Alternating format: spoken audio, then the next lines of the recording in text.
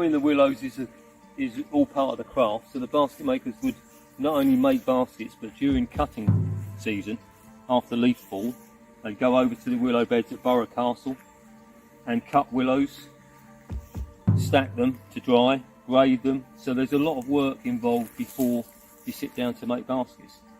But it's a much more holistic thing if you're involved in the whole process.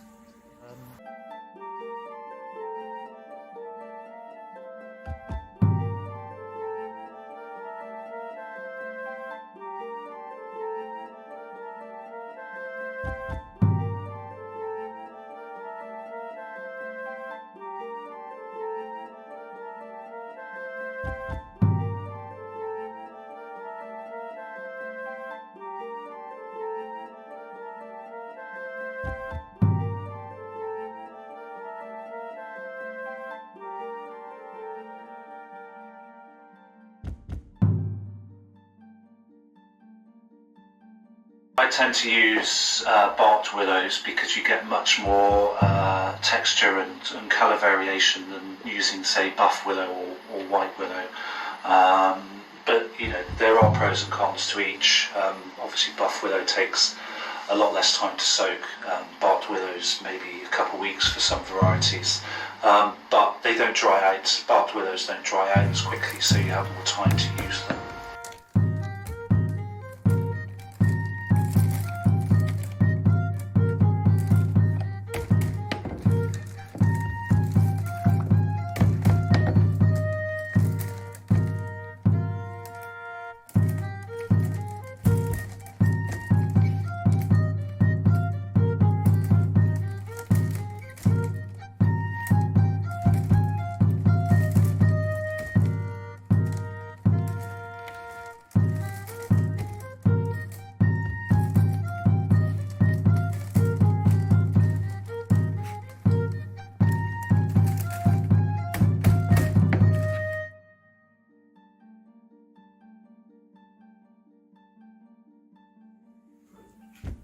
That's a quarter crown size, but it's not, it's modelled on a quarter crown.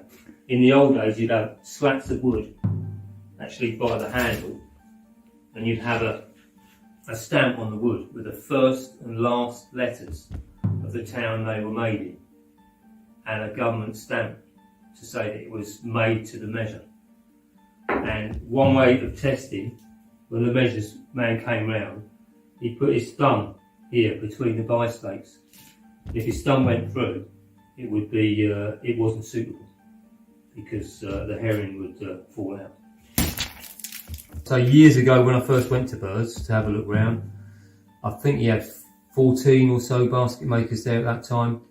Be a long workshop, and there would be basket makers. The planks would be closer than these, so lines of planks on each side, and the guys either side making crans, making swills, making all sorts of still traditional Yarmouth baskets. I mean, you can see how much mess we make when we're working, and to keep you out of drafts. Those are the two things.